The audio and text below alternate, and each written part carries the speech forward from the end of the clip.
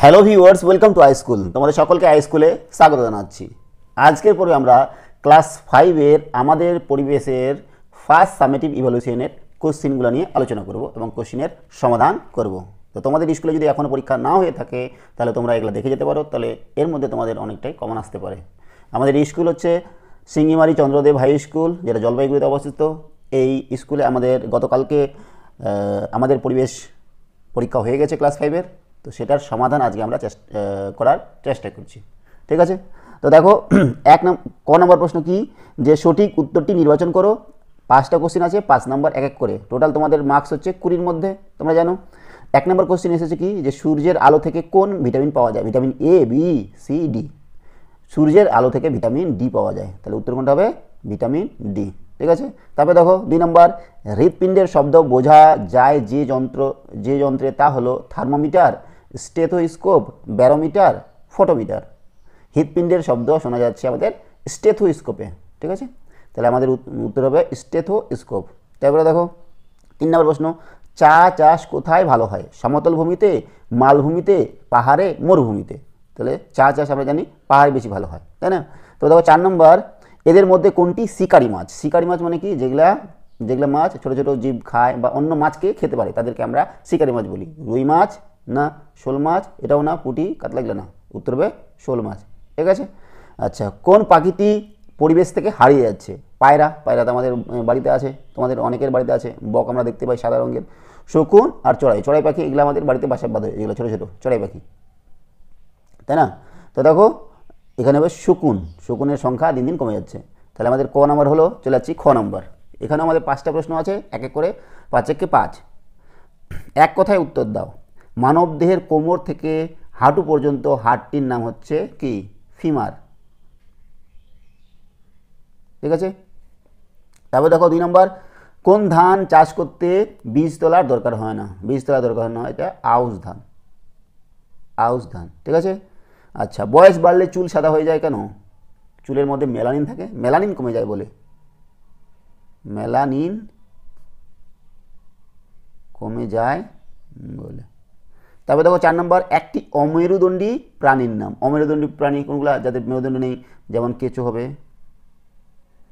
Joko হবে। ঠিক আছে, আমরা একটা কেঁচো লিখেছি। আচ্ছা, গন্ডারের খড়গ আসলে কিসের রূপান্তর? গন্ডারের খড়গ হচ্ছে জমাট বাঁধা চুল, তাই না? জমাট বাঁধা চুল।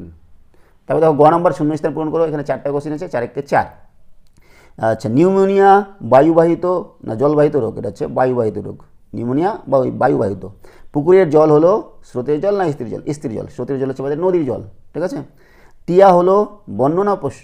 তোমাদের মনে হতে পারে যে পোষ্য, কারণ যে টিয়া আমরা পোষ মানিয়ে রাখি, কিন্তু টিয়াকে যদি খাঁচা থেকে বের করে দেওয়া হয় বা খাঁচার দরজা যদি খুলে দেওয়া হয়, টিয়া কিন্তু উড়ে চলে যাবে। টিয়া হচ্ছে বন্য প্রাণী। কিন্তু দেখো আমাদের হাঁস বা মুরগি, এগুলা ছেড়ে দিলেও আবার ঘুরে আসবে। তো এগুলো হাঁস মুরগি পোষ্য, কিন্তু টিয়া হচ্ছে বন্য। উত্তর কী হবে? বন্য প্রাণী। ড্যাশ মাটিতে ধান চাষ ভালো হয়? বেলে মাটিতে যেখানে বালি বেশি আছে সেখানে ধান চাষ ভালো হয় না, সেখানে তরমুজ চাষ ভালো হয়, তাই না? ধান চাষ ভালো হয় দোআঁশ মাটিতে। তারপরে দেখো ঘ নম্বরে, যে কোনো 3টি প্রশ্নের উত্তর দিতে বলেছে। 2 করে আছে, 3 দুগুণে 6। তো এখানে আছে 5টা প্রশ্ন, তোমাদের 5টার মধ্যে যে কোনো 3টা দিতে হবে। 1 নম্বর কি, যে জল দূষণ কমাতে কী কী করা দরকার?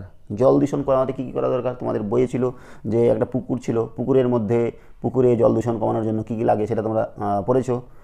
তো তোমরা এখানে লিখতে পারো যে জল দূষণ কমানোর জন্য জমিতে রাসায়নিক সারের ব্যবহার কমাতে হবে, কীটনাশকের ব্যবহার কমাতে হবে, কলকারখানার নোংরা জল নদীতে ফেলা বন্ধ করতে হবে। আর কি করা যাবে, যে পুকুরে গবাদি পশু স্নান করানো যাবে না, থালা বাসন মাজানো যাবে না, বিভিন্ন রকম প্লাস্টিক আবর্জনা পুকুরের জলে ফেলা যাবে না, নদীর জলে ফেলা যাবে না। ঠিক আছে, এগুলো সতর্কতা অবলম্বন করতে হবে জল দূষণ কমানোর জন্য।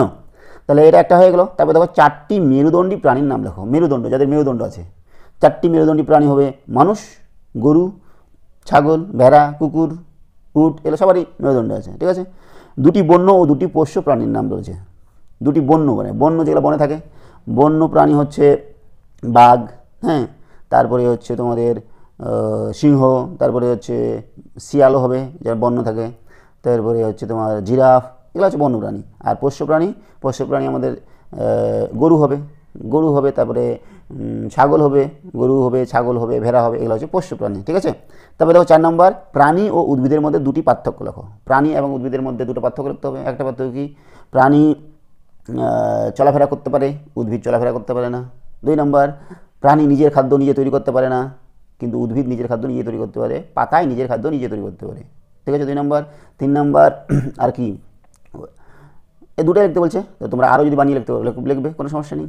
তারপর দেখো 5 নম্বরটা, একটি স্টেথোস্কোপের ছবি অঙ্কন করো।